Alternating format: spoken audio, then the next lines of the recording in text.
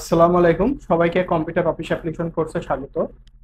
তো আজকে আমরা golden batch C golden batch C প্রথম ক্লাস করতে যাচ্ছি। তো তাহলে শুরু করা যাক। আচ্ছা, আমরা এখানে একটি কোর্সে ভর্তি হইলাম। আমাদের কোর্সের নাম কি বলতো? কম্পিউটার অফিস অ্যাপ্লিকেশন, তাই না? আমরা যে শীটটা পূরণ করলাম ওখানে আমি যে কোর্সের নাম দিয়েছি, কোর্সের নাম হলো কম্পিউটার অফিস অ্যাপ্লিকেশন। এই যে শীটটা দেখো, এই যে নাম কম্পিউটার অফিস অ্যাপ্লিকেশন না, এই কোর্সে আমরা ভর্তি হয়েছি। আচ্ছা, এখন আসি এই কোর্সটা কিভাবে আসলো এবং কোথা থেকে আমরা পাইলাম। তো এই কোর্সটা হচ্ছে আমাদের বাংলাদেশ কারিগরি শিক্ষা বোর্ডের আন্ডারে। বাংলাদেশ কারিগরি শিক্ষা বোর্ডের আন্ডারে এটা আমাদের বেসিক টেট কোর্স। এটা হচ্ছে আমাদের কি কোর্স? Basic TET course. এখন এই বেসিক টেট কোর্স এই বোর্ডের আন্ডারে অনেকগুলো আছে, প্রায় 450-র উপরে আছে। কতগুলো? প্রায় 450-র উপরে আছে এই আমাদের বেসিক টেট কোর্স। তো এটা যদিও 450-র উপরে থাকুক না কেন, আমরা এখান থেকে 3টা কোর্স নিয়েছি।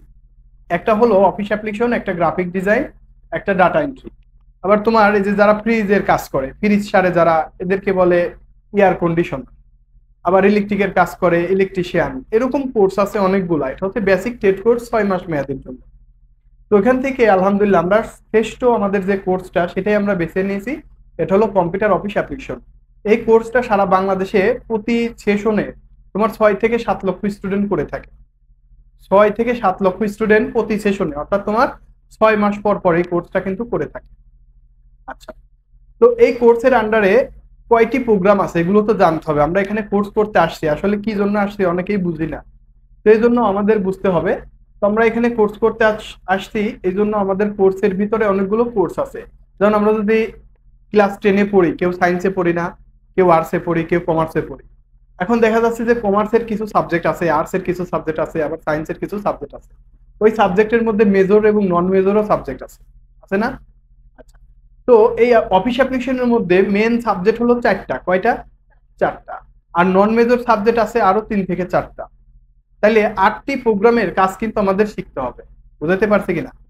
অফিস অ্যাপ্লিকেশনের মধ্যে কমপক্ষে 8টি কোর্সের কাজ শিখবো, তার মধ্যে 4টা মেজর, 4টা নন মেজর। এখন মেজর সাবজেক্ট কোনগুলা যা আমাদের শিখতেই হবে?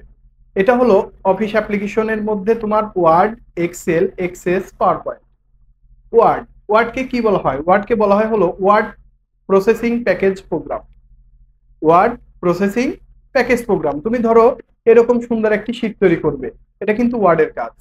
তুমি তোমার একটা সিভি তৈরি করবে বা বায়োডাটা তৈরি করবে, একটা জবের জন্য জব লেটার তৈরি করবে, ওটা কি? ওটা তোমার ওয়ার্ডের কাজ। হ্যাঁ, তুমি একটা বই টাইপ করবে, ধরো যে বইয়ের পেজ সংখ্যা আছে 500, তুমি এরকম একটা বই কম্পোজ করবে। তো এই বইটাকে কিন্তু তোমাকে ওয়ার্ডে করতে হবে। বুঝতে পারছি কিনা? তো ওয়ার্ডের অনেক গুরুত্ব আছে। ওয়ার্ডের মধ্যে সমস্ত প্রকার লেখালেখির কাজ করা যায়। কি কাজ করা যায়? সমস্ত প্রকার লেখালেখির কাজ করা যায়। বুঝাইতে পারছি? তারপরে হচ্ছে তোমার এক্সেল। এক্সেলটা কি করা যায়? এক্সেলটা হলো সমস্ত প্রকার হিসাব নিকাশের কাজ করা যায়। এবং এক্সেলটাকে বলা হয় worksheet analysis program. Worksheet analysis program বলা হয় এক্সেলকে।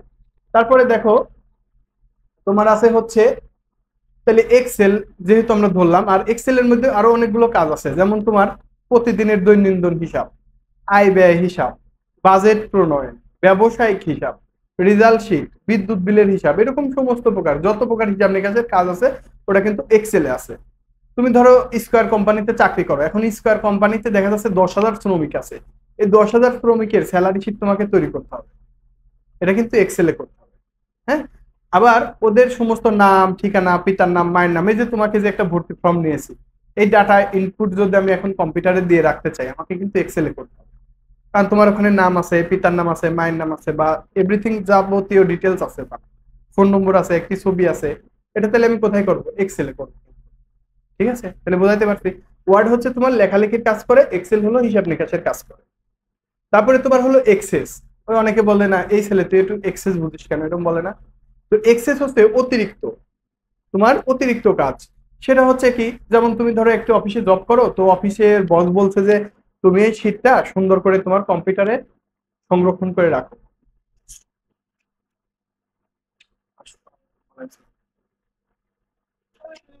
আস্তে আস্তে আস্তে, ভালোতে লাগানো ছিল, এই ধরো যে নষ্ট হয়ে গেছে। রাইট, সমস্যা নেই। তাহলে দেখো, একটু পরে কথা বললি।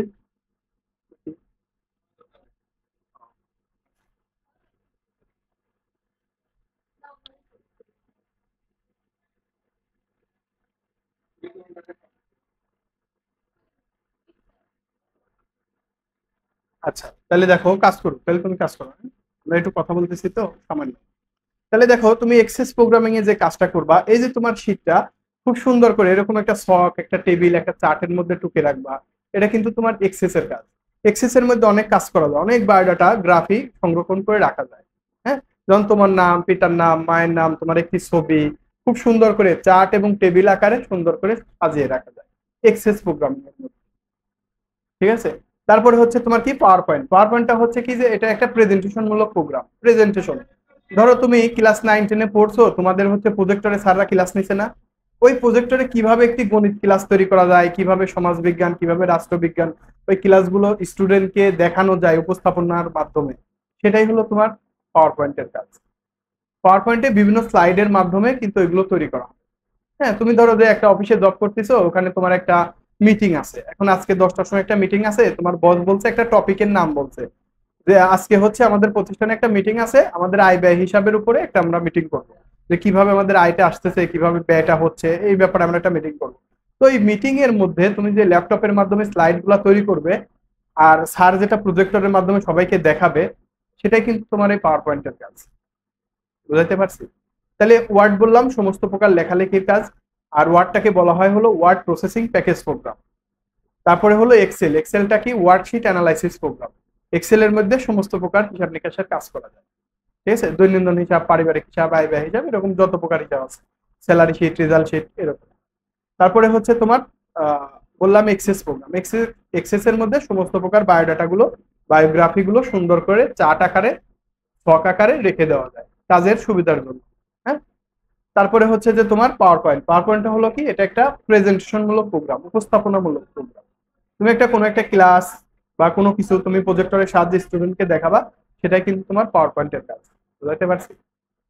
আচ্ছা, এই চারটা গেল আমাদের মেন সাবজেক্ট। তো এগুলার পাশাপাশি আমাদের আরো সহায়ক কিছু সাবজেক্ট আছে, যেমন তোমার অ্যাডোবি ফটোশপ। অ্যাডোবি ফটোশপের সাহায্যে এই যে মাত্র আমরা ছবি উঠলাম বা ছবি উঠে আসলাম, ছবিটা কিভাবে প্রিন্ট করছে, কিভাবে ছবিটা উঠাইছে, ওই কাজটা কিন্তু তুমি অ্যাডোবি ফটোশপে শিখবা বা অ্যাডোবি ফটোশপে করবা।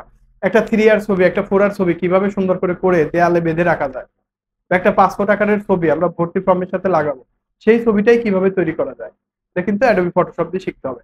সাথে আরো কি করতে হবে? স্ক্যানিং শিখতে হবে। যেমন এই শীটটা তোমার বস বললো যে আচ্ছা, এটা তুমি স্ক্যানিং করে তোমার কম্পিউটারে রেখে দাও, তাহলে তুমি কিভাবে কাজটা করবে? এটা কিভাবে সুন্দর করে স্ক্যানিং করে সুসজ্জিত ভাবে একটা ফোল্ডার তৈরি করে কিভাবে রেখে দেওয়া যায়, এটা কিন্তু তুমি এই অ্যাডোবি ফটোশপের সাহায্যে স্ক্যানিং দিয়ে করবা। আচ্ছা, তারপরে কি সাথে আমাদের আবার ওয়েব ব্রাউজিং শিখতে হবে বা ইন্টারনেট ব্রাউজিং শিখতে হবে। সেটা হচ্ছে কি, তুমি একটি ফাইল কিভাবে সুন্দর করে ইমেল করবা, যে একটা অফিসে আমি কিভাবে আমার বায়োডাটা পাঠাবো, কিভাবে একটা ফটো পাঠাবো, কিভাবে একটা ছবি পাঠাবো, আবার ওইগুলা কিভাবে আমরা রিসিভ করবো, ঠিক আছে, কিভাবে ওটাকে আমরা সেভ করব, কিভাবে ওটাকে প্রিন্ট আউট করব, এই কাজগুলোকে কিন্তু তোমাকে শিখতে হবে। এটা আদার সাবজেক্ট হিসেবে। বুঝতে পারছি? তারপরে হচ্ছে কি তোমার অ্যাডোবি ইলাস্ট্রেটর। অ্যাডোবি ইলাস্ট্রেটর হচ্ছে, এটা মূলত একটা গ্রাফিক প্রোগ্রাম। এই গ্রাফিক প্রোগ্রাম দিয়ে কিভাবে আমার ওই ফটোটাকে প্রিন্ট আউট করা যায়, কিভাবে সুন্দর সুন্দর করে গ্রাফ করা যায়, যে তুমি একটা আইডি কার্ড বা একটা ভিজিটিং কার্ড তৈরি করতে চাও, যেমন একটা দোকানের ভিজিটিং কার্ড আছে না, ওইগুলা তুমি কিভাবে তৈরি করবা, একটা আমন্ত্রণ পত্র, একটা লেটার কিভাবে তৈরি করবা, এই কাজটা তোমাকে কিন্তু গ্রাফিক প্রোগ্রামে করতে হবে। তো এই হলো মোটামুটি আমাদের 7 থেকে 8 ধরনের যে প্রোগ্রামিং এর কথাটা বললাম, এটা বুঝাতে পারছি? আচ্ছা, এখন আসি, এই অফিস অ্যাপ্লিকেশন কোর্সটা করতে গেলে আমাদের কিন্তু দুইটি মাধ্যম লাগবে, একটা হয় ল্যাপটপ, না হলে একটি ডেস্কটপ। একটা ল্যাপটপ না হয় একটি ডেস্কটপ লাগবে। হ্যাঁ, তো অফিস অ্যাপ্লিকেশন কোর্সটা করতে গেলে যে কোনো দুইটা প্রোগ্রাম আমাদের লাগবে, একটা ল্যাপটপ লাগতে পারে, একটা ডেস্কটপ লাগতে পারে। এখন আসি, ল্যাপটপটা কি? ল্যাপটপ হলো লেপ বা কোলের উপরে রেখে অল্প সংখ্যক জায়গায় যে যন্ত্রের সাথে কাজ করা যায়, এটাই কিন্তু ল্যাপটপ কম্পিউটার। ল্যাপটপ হচ্ছে লেপ বা কোলের উপরে রেখে অল্প সংখ্যক জায়গায় যে যন্ত্রের সাথে কাজ করা যায়, এটা ল্যাপটপ। আর ডেস্কটপ কি? ডেস্কটপ হলো ডেস্ক বা টেবিলের উপরে রেখে বিস্তর পরিসরে যে যন্ত্রের সাথে কাজ করা যায়, এটা কিন্তু ডেস্কটপ কম্পিউটার। বুঝতে পারছি? এখন এই ডেস্কটপ কম্পিউটারে কাজ করতে গেলে তোমার আরো 4টা জিনিস প্রয়োজন। সেটা হচ্ছে একটি মাউসের প্রয়োজন, একটি মনিটরের প্রয়োজন, একটি পিসির প্রয়োজন এবং একটি কিবোর্ডের প্রয়োজন। 4টা। তাহলে ডেস্কটপের কয়টা অংশ? 4টা। একটা হলো পিসি। পিসিটা কি? এটা কি পিসি না? পিসি তো। পিসি হচ্ছে কি? Personal computer. পার্সোনাল কম্পিউটার, এটাকে আমরা সিপিইউ বলে থাকি। সিপিইউ হলো কি? Central processing unit. Central processing unit. তারপরে তোমার এটা হচ্ছে মনিটর বলে। আর মনিটরের যে স্ক্রিন বা যে পর্দাটা আমরা দেখতে পাই বিভিন্ন আইকন যুক্ত, এটাকে বলে হচ্ছে মনিটর বা ডেস্কটপ। এটা আমরা ডেস্কটপ হিসেবে বলে থাকি। ডেস্কটপের উপরে ছোট ছোট আইকন দিয়ে রাখা যায়। যেমন এখানে ধরো এটা ওয়ার্ডের আইকন, মানে আমরা যে মাইক্রোসফট ওয়ার্ড বললাম সেই ওয়ার্ডের আইকন এখানে। এটা পিডিএফ এর আইকন। হ্যাঁ, তারপরে এখানে বিভিন্ন ধরনের আইকন দেখতে পাচ্ছি, এগুলো প্রত্যেকটা এক একটা আইকন। তো এই আইকন যুক্ত যে অপশনটুকু আমরা দেখতে পাচ্ছি এটাই আমাদের ডেস্কটপ বা এটাই আমাদের মনিটর, ঠিক আছে, বা মনিটরের পর্দা। এখন আসি আমরা একদম নিচে যদি আসি, এই বারটাকে বলা হয়, নিচে আমরা একটি বার দেখতে পাচ্ছি, এটাকে বলা হয় স্টার্ট বার বা স্টার্ট মেনু। স্টার্ট মেনু বলতে পারি। তো এই স্ট্যাটাস বার বা স্টার্ট মেনু বা স্টার্ট বার যাই বলি না কেন, এখানে ছোট ছোট জিনিসকে খুব সুন্দর করে রেখে দেওয়া যায় কাজের সুবিধার জন্য। ধরো আমি এখন নেটে কাজ করতেছি, এখন নেটে কাজ করতে করতে এটাকে মিনিমাইজ বলে। মিনিমাইজ মানে হলো ছোট করা। ম্যাক্সিমাইজ আছে, ম্যাক্সিমাইজ বড় করা, এটা ক্লোজ আছে। তো আমি এটাকে মিনিমাইজ করে সুন্দর করে ছোট করে রেখে দিচ্ছি কাজের সুবিধার জন্য। তারপরে এটা হলো স্টার্ট মেনু। আর স্টার্ট মেনু থেকে আমরা যে প্রোগ্রামটা শিখতেছি সেই প্রোগ্রামে যাব। এটা হলো, যেহেতু মাউস বলছিলাম, মাউসের 3টা অংশ, লেফট সাইড, রাইট সাইড আর হলো হুইল। তো এটা হুইল হচ্ছে একটা চাকা। এই চাকার সাহায্যে কোনো প্রোগ্রামের উপরে বা নিচে যাওয়া যায়। হ্যাঁ, তো আমি একটু নিচে আসি এভাবে। একটু নিচে এসে আমরা দেখতে পাচ্ছি আমাদের প্রোগ্রামটা, অর্থাৎ মাইক্রোসফট অফিস প্রোগ্রাম। এই অফিস প্রোগ্রামে একটি ক্লিক দেব। তারপরে যদি আমি একটু নিচে যাই, এখানে এই যে মাইক্রোসফট অফিস ওয়ার্ড 2010, এই প্রোগ্রামিং এর সাহায্যে আমরা কাজটা শিখবো। তো জাস্ট এখানে একটি ক্লিক দেবো। ক্লিক বলতে মাউসের ওপেন বাটন। এটা ক্লিক দিলেই আমরা দেখতে পাচ্ছি যে ওয়ার্ডের ডকুমেন্টটা আমরা এখানে চলে আসছে। মাইক্রোসফট ওয়ার্ডের যে প্রোগ্রামটা এখানে চলে আসছে। আর পুরো একটা অপশন আসছে, এই অপশনকে বলা হয় হলো ডকুমেন্ট। কি বলা হয়? ডকুমেন্ট। ডকুমেন্টের মধ্যে যেমন এই একটা বই, এই বইয়ের মধ্যে কি হাজার হাজার পেজ আছে না? 500-র উপরে পেজ আছে। ঠিক এরকম এই ডকুমেন্টের মধ্যেও, একই ডকুমেন্টের মধ্যে 1000 2000 পর্যন্ত পেজ নেওয়া যায়, সমস্যা নেই। হ্যাঁ, ধরো কিবোর্ড, এটা যেহেতু আমি বলছি যে কিবোর্ডের ইন্টারপ্রেস করলে এখানে একটি করে পেজ বাড়বে। আবার কন্ট্রোল শিপ ইন্টারপ্রেস করলে তোমার পার সেকেন্ডে 3টা করে পেজ বাড়বে। তুমি একটু সময় ধরে রাখো, দেখো অনেকগুলো পেজ চলে আসছে। আর এখানে দেখাবে যে পেজ 1 of 1 বা পেজ 1 of এতগুলো পেজ দেখাবে। এই যে এখানে নিচে লেখা আছে, ঠিক আছে, এই যে ওর ছবির নিচে পড়ে আছে। তো যাই হোক, একটা অপশন এখানে চলে আসছে। আর আমরা এখন চলে যাব মাউস শিখতে। তো মাউসের 3টা অংশ থাকে, লেফট সাইড, রাইট সাইড আর হলো হুইল। এটা হলো হুইল বা চাকা। এই চাকাটা যেদিকে ঘোরাবো আমার পেজটা উপর নিচ হবে আর কি। আর লেফট আর রাইট, যেমন ছোটবেলায় কি করছি আমরা, লেফট রাইট করছি না, লেফট রাইট লেফট রাইট। তো এরকম ডেস্কটপের উপরে কম্পিউটার যদি স্লো হয়ে যায়, সেখান থেকে বের হয়ে আসার জন্য আমরা রিফ্রেশ করবো, লেফট রাইট, ঠিক আছে, 7 থেকে 8 বার আমরা রিফ্রেশ করবো। রিফ্রেশ করলে কি হবে? কম্পিউটারের গতিটা বৃদ্ধি পাবে, সচল অবস্থাটা বৃদ্ধি পাবে আর কি। হ্যাঁ, তাহলে আমি আবার আমার ওয়ার্ড প্রোগ্রামে চলে যাচ্ছি। আর এটা যেহেতু কিবোর্ড, কিবোর্ডটা আমাদের খুবই ভালোভাবে জানতে হবে। এজন্য কিবোর্ডটার একটা ধারণা দিয়ে দেবো আজকে, যেহেতু নতুন। এটা হচ্ছে কিবোর্ড। আর বাজারে আমরা যে ধরনের কিবোর্ড দেখতে পাই, এটা হচ্ছে নর্মাল বা সাধারণ মানের কিবোর্ড দেখতে পাই। আর এই কিবোর্ডের মানে বাটন সংখ্যা হলো 104 থেকে 112টি। বৈজ্ঞানিক ভাষায় এই কিবোর্ডটাকে 6 ভাগে ভাগ করা যায়, আর এর বাটন সংখ্যা 104 থেকে 112টি। এখন 6 ভাগের মধ্যে কিবোর্ডের মাঝখানে 3 সারিতে বিদ্যমান এ থেকে জেড, এই 3 সারিতে বিদ্যমান এটাকে বলে অ্যালফাবেট বা টাইপিং কি। অ্যালফাবেট বা টাইপিং কি, কারণ এটা দিয়ে আমরা নাম লিখি, কোনো শব্দ লিখি, কোনো কিছু লিখি।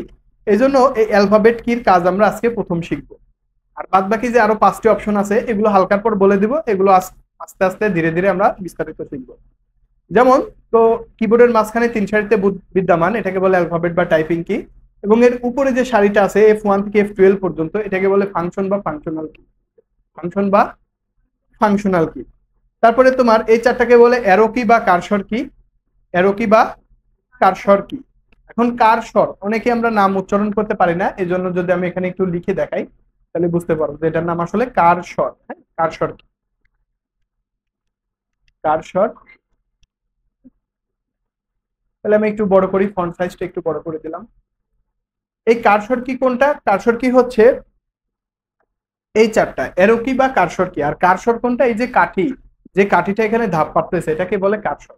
হ্যাঁ, এই যে এই কাঠিটা হলো কার্সর, আর এইটা হলো কার্সর কি বা এরো কি। বুঝতে পারছি? তাহলে এটা টাইপিং কি বা অ্যালফাবেট কি, উপরেরটা হলো ফাংশন কি বা ফাংশনাল কি, এই চারটা হলো মানে কার্সর কি বা অ্যারো কি। 0 থেকে 9 পর্যন্ত এটাকে বলে নিউমেরিক কিপ্যাড বা নাম্বারিং কিপ্যাড। নিউমেরিক কিপ্যাড বা নাম্বারিং কিপ্যাড। আর ফাংশন কির নিচে যেটা, এটাকে বলে নিউমেরিক কি বা নাম্বার কি।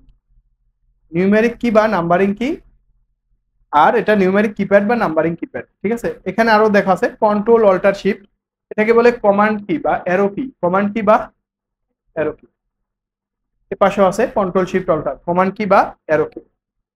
তারপরে দেখো আছে ফাংশন কি। ফাংশন কি তো এটা বললাম, বাদ বাকি যা আছে এগুলো স্পেশাল কি। স্পেশাল কির মধ্যে স্ক্যাপ, tab, caps lock, space bar, তারপর এখানে তোমার ইন্টার, ব্যাক স্পেস, আর হলো এই ছয়টা, যেমন insert, delete, home, in, page up, page down, এগুলো হলো তোমার স্পেশাল কি। তাহলে কিবোর্ডের মাঝখানে 3 সারিতে বিদ্যমান টাইপিং বা অ্যালফাবেট কি, উপরের সারিটা হলো ফাংশন বা ফাংশনাল কি, 0 থেকে 9 পর্যন্ত নিউমেরিক কিপ্যাড বা নাম্বারিং কি, অ্যারো কি বা কার্সর কি, কমান্ড কি বা নির্দেশিকা কি। ঠিক আছে, বাদ বাকি যা আছে স্পেশাল কি। এখন 5 নম্বর পেজটা বের করো তো, দেখো তো এগুলো লেখা আছে কিনা, আছে না? এইটা তুমি রিডিং করবা, কালকের পড়াই হচ্ছে এটা। ফুল 5 নম্বর পেজ ফুল। আর পুরো পেজ আজকের কাজ হলো 3 বার বাসায় গিয়ে রিডিং দিবা, 3 বার রিডিং দিবা। তাহলে তোমার মেমোরিতে চলে আসবে যে কি কি কাজ আমরা শিখবো, কি কি কাজ শিখবো না। ঠিক আছে, এই কাজটা কিন্তু করতে হবে। এই হচ্ছে কাজ। তো আজকে এই পর্যন্তই শেষ করছি। সবাইকে ধন্যবাদ। যারা আমার ইউটিউব চ্যানেলটা দেখে কাজটা শিখতেছো তারা অবশ্যই লাইক, কমেন্ট, সাবস্ক্রাইব করো। সবাইকে ধন্যবাদ।